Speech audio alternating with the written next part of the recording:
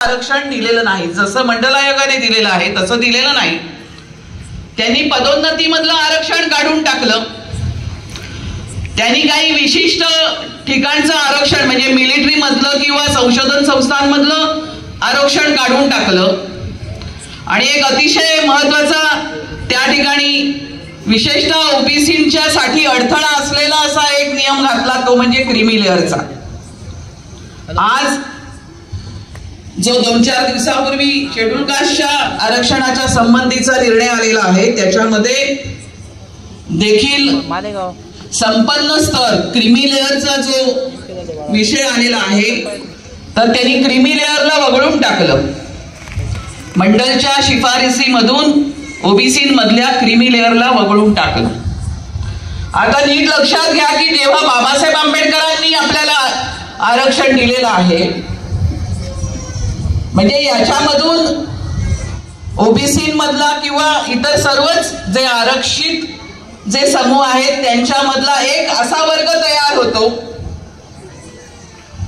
ज्याला या ठिकाणच्या ऍडमिनिस्ट्रेशन मध्ये प्रतिनिधित्व मिळतं, सत्ता मिळते, ते अधिकारी होतात। शैक्षणिक दृष्ट्या जे उच्च शिक्षण आहे या ठिकाणचं मेडिकल असेल, इंजिनिअरिंग असेल, ते मिळतं।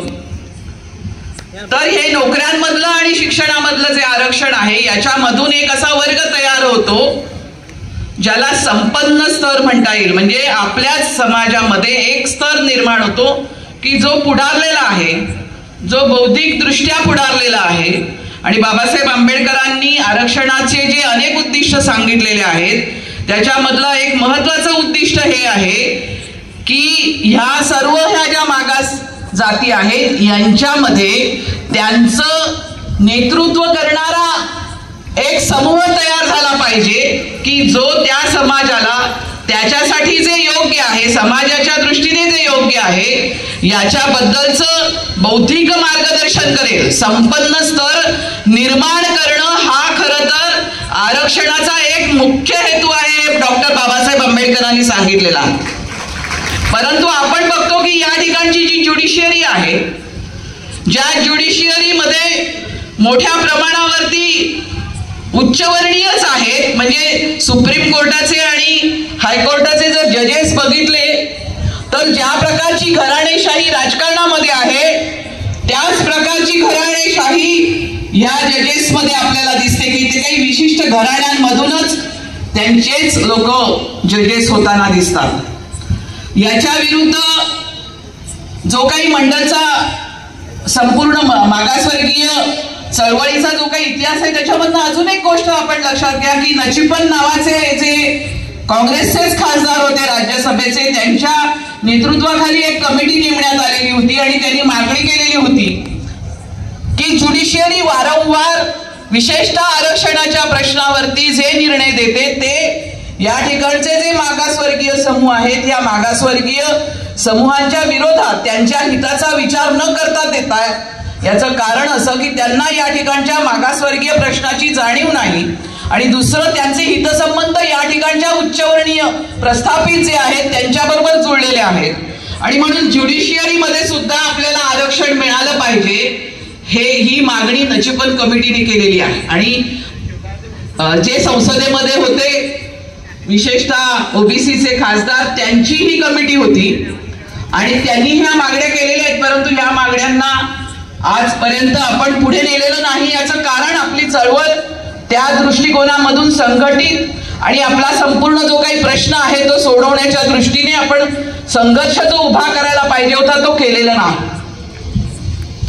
त्याच्यानंतर पुढे आपण बघतो की ह्या भागामध्ये विशेषतः आपण हा अनुभव घेतलेला आहे की आपल्याला जे राजकीय आरक्षण मिळालं विशेषतः मंडल नंतर, हे राजकीय आरक्षण आपलं खतम करण्यात आलं।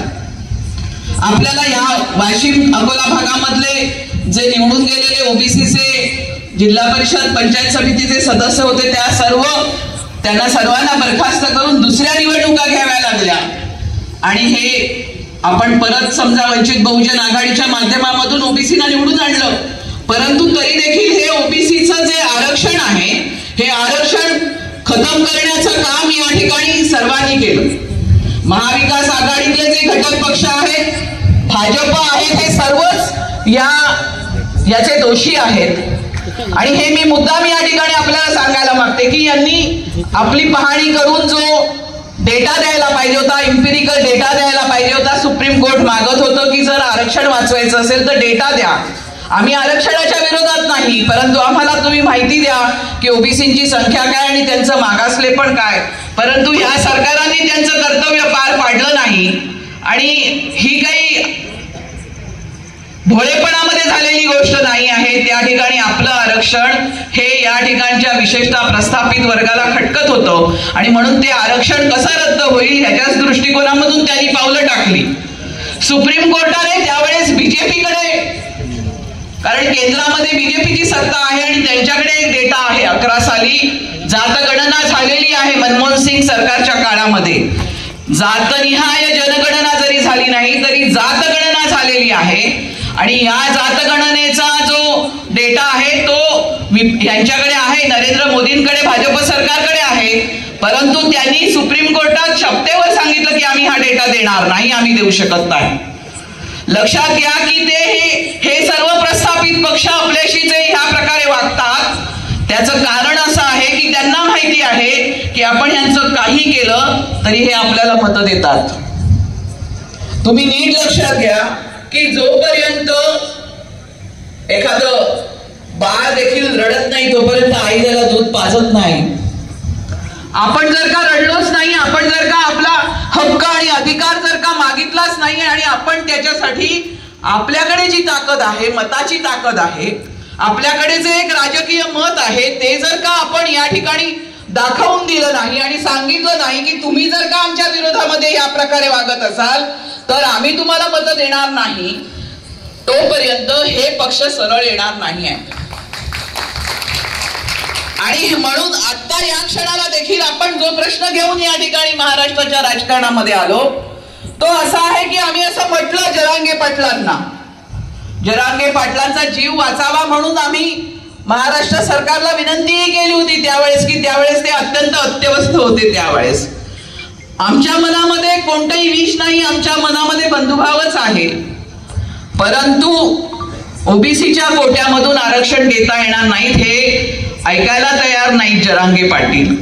एकतर आज आपल्याला ओबीसींना संख्या 52% असली तरी, आणि ही संख्या खरोखर किती आहे आपलं म्हणणं आहे ती जास्त आहे आणि त्याच्यासाठी जनगणना झाली पाहिजे, ती देखील मागणी आपली मान्य केली जात नाही. अनेक वर्षाची आपली ही मागणी आहे.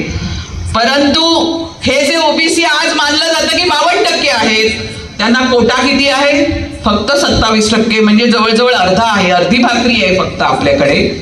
आणि त्या अर्ध्या भाकरीमध्ये जर का हे घुसायला मागणार असतील तर ते आम्ही चालू देणार नाही.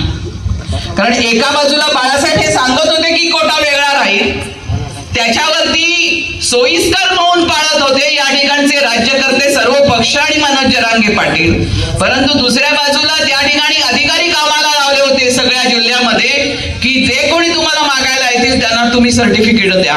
आणि आपल्याला माहितीये लोक हे तक्रार करत आहेत की खाडाखोड करून काही करून ते कसं काय त्या ठिकाणी पुरावा निर्माण करायचा याच्यासाठी खूप मोठ्या प्रमाणावरती चुकीच्या पद्धतीने काम झालेलं आहे आणि सर्टिफिकेट वाटली गेलेली आहेत. म्हणून वंचित बहुजन आघाडीने ठाम भूमिका घेतली की अशा प्रकारे तुम्ही या ठिकाणचा जो ओबीसी आहे या ओबीसीला तुम्ही एकटे पाडू शकत नाही. या ठिकाणच्या ओबीसीच्या पाठीमागे वंचित बहुजन आघाडी ठामपणाने उभी आहे. आणि जर का अशा प्रकारे खोटी सर्टिफिकेट वाटली जाणार असतील तर ते आम्ही चालवून घेणार नाही आणि ओबीसीच्या ताटामध्ये आम्ही कोणाला घुसू देणार नाही. आणि म्हणून 57 लाखाची सर्टिफिकेट रद्द झाली पाहिजेत ही मागणी आपण त्या ठिकाणी केलेली आहे. आणि दुसरा महत्वाचा विषय आपण मांडलेला आहे तो म्हणजे सगळे सोयरेचा अध्यादेश काढा असं ते म्हणत आहेत. आपल्याला सर्वांना माहिती आहे की सर्टिफिकेट देताना आपल्याला आपले जे रक्ताचे नातेवाईक आहेत त्यांची सर्टिफिकेट पुरावा म्हणून चालतात. आपल्या वडिलांचं, आपल्या भावाचं, आपल्या चुलत्याचं, आपल्या आत्याचं ही सर्टिफिकेट हे आपले रक्ताचे नातेवाईक आहेत. परंतु आपल्या सासऱ्याचं, आपल्या नवऱ्याचं, आपल्या बायकोचं सर्टिफिकेट चालतं का? जे सोयरे म्हणजे जे लग्न संबंधामधून सोयरे निर्माण होतात ती सर्टिफिकेट आपल्याला चालतात का? नाही, कारण ते रक्ताचे नातेवाईक नाहीत.